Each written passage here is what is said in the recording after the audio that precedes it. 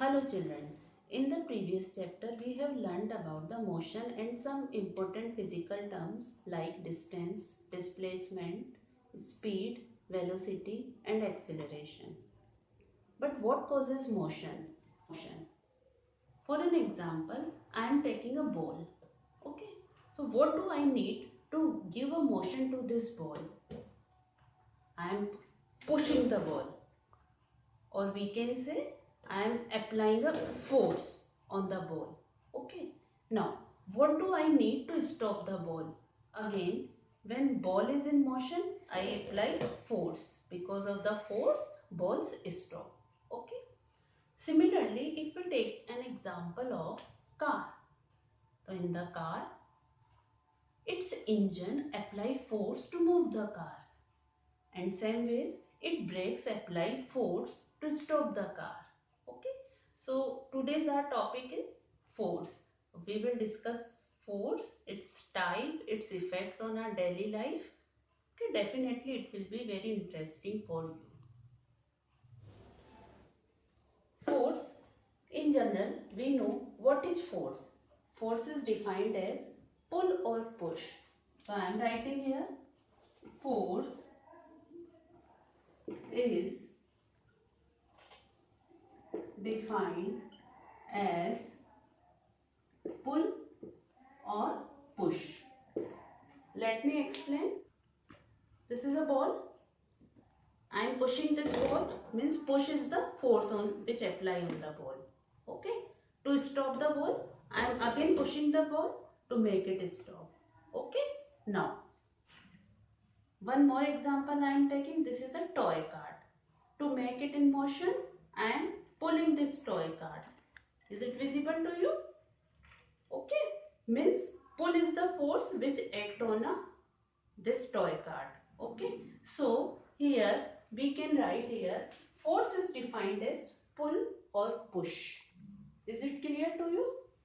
Now, force is vector quantity. How it is a vector quantity? Vector means the force has the value, magnitude means value, as well as its direction also. Again I am taking an example of this toy car. When I am pulling this, suppose I am pulling it with the 1 Newton force. Okay. So 1 Newton is the magnitude and direction which is showing by this string. Okay. This is the direction. So the both the things is required, that is I am writing here 1 Newton force is applied to move this toy car.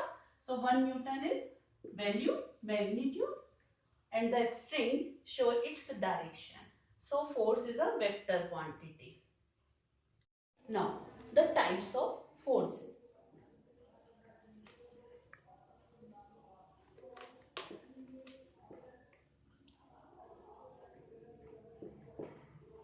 Basically force is divided into two types. The first one is force at contact. Force at contact. And the next, force at distance. Firstly, we will discuss the first, force at contact. As the name show, contact means if this type of force is applying, there should be a real contact. When I am pushing this ball like this, means there is a real contact between this ball and my hand. Same ways, when I was pulling this card in this way, there is a connection or there is a real contact between this cart string and my hand. So this type of force where real contact is required. Okay. Now the next is force at a distance. This force is applied when there is no contact between object and the force applied. When I am holding this ball and I am dropping this, ball is dropping. How the ball is dropping? The ball is dropping because of the gravitational force, and gravitational force act as a at a distance. Okay, so the first example of force at a distance is gravitational force.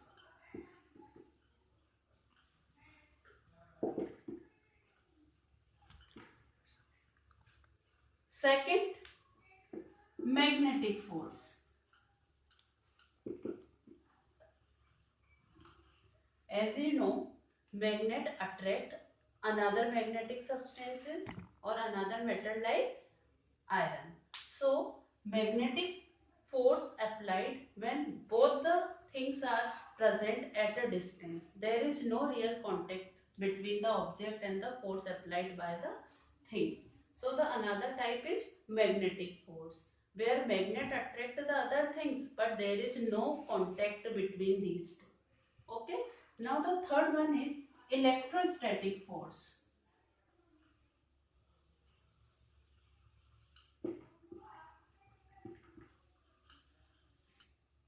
In electrostatic force, you know, different charge attract each other and the same charge repel. You know this thing? In the atom, there is a proton and electron, and these electron and proton attract each other. So this type of force is electrostatic force. There, where the attraction is present, but there is no contact between these two. So it is an electrostatic type of force. So in the type of force, force at a contact where the real contact is necessary, and force at a distance where is no necessity of contact. Okay, in this gravitational force which set at a distance, magnetic force you know very well, and the third one is electrostatic force where the charges are different charges are attract and the same charges are repelled to one another. Okay, and but they are present at a distance. So this is the types of force.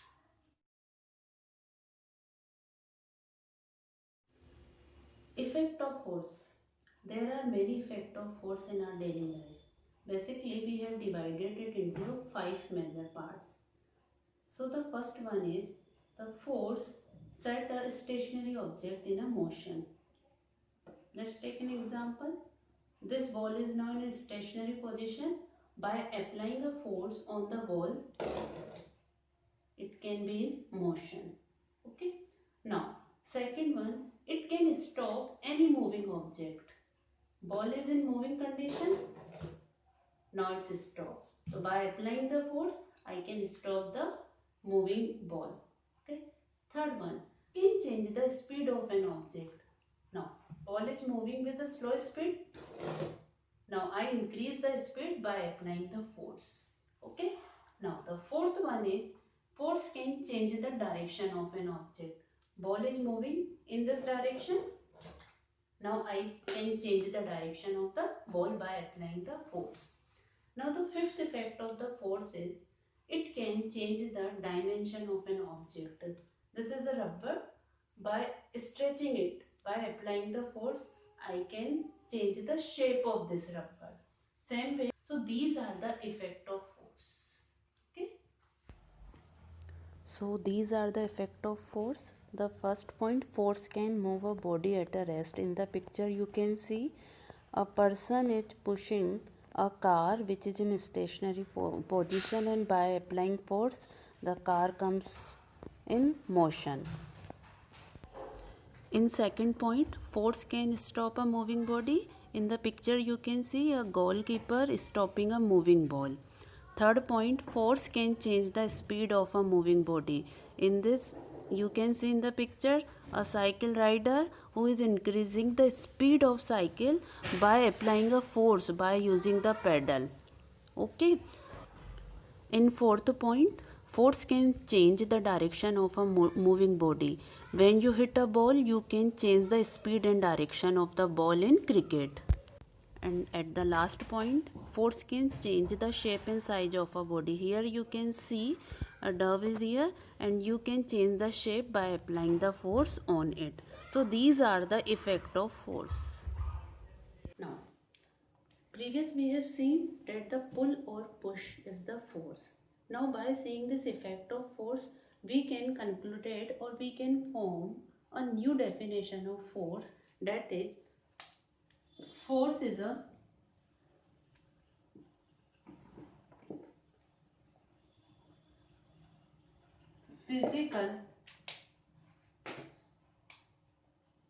physical quantity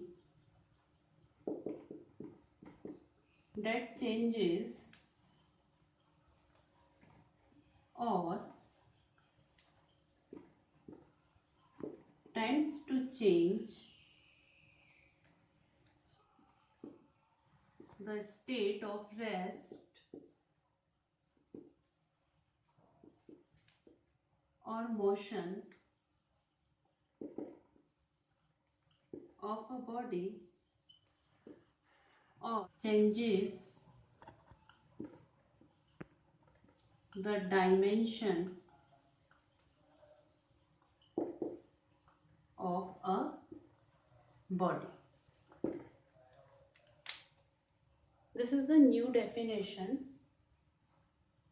Force is a physical quantity that changes or tends to change the state of rest or state of motion of a body, or changes the dimension of body.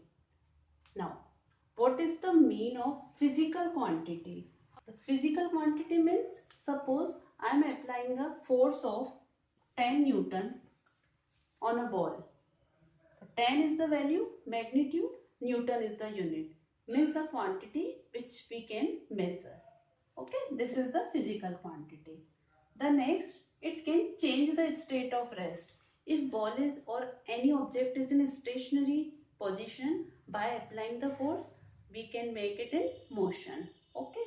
Now next is state of motion, or change the state of rest or state of motion. If body is in moving condition, by applying the force, we can stop it or we can move it. And the last is changes the dimension of body. As we have seen an example of a rubber, by stretching the rubber, we can change the shape or dimension of the rubber. So this is the more appropriate definition of force. Is it clear to you? So more appropriate definition of force is a physical quantity that changes or tends to change the state of rest or motion of a body, or changes the dimension of a body. Next is balanced force and unbalanced force. Balanced force, when a number of forces are acting on an object. Let's take an example. Now, Two forces are applying on the cart. One is by the red string and another one is by the white string. Because the magnitude of force is equal and they are applying on the opposite direction, so they are cancelling the effect of one another and cart remains in a stationary position. So this type of force is the balance force, and the net force is 0 here. But in a second condition, when both forces applied by a string works in the same direction, then this side force become greater than the other side. So the net force is not 0 and cart comes in motion. So this type of force is known as unbalanced force. It is responsible for the rest and motion of an object. But in the precondition, when same magnitude forces are acting on the opposite direction, so the resultant force become 0 and cart does not come in motion because of the balancing force. but because of the unbalanced force, there is, Net force is not 0. in this net force is not 0, so it can change the position of an object, it can change the direction of an object, even it can change the dimension of an object, as we have seen in the example of rubber. So it's a very important point, that is balanced force and unbalanced force. Is it clear to you? As you can see here, in balanced force, two forces F1 and F2 whose magnitudes are same and they are acting on the opposite direction. Because they are of equal magnitude, so their resultant force becomes 0 and body does not show any change in its state of rest or motion. So it's a balanced force. In unbalanced force, here two force F1 and F2, again they are acting on opposite direction, but F1 is greater than F2. So the resultant force is not equal to 0 because F1 side force is greater than the other side force, so bodies start to move in the F1 direction. Okay, so unbalanced force changes the state of rest or the motion of a body. Is it clear to you? Now student, watch the video very carefully and prepare the notes from the video itself. Definitely you will be enjoyed it.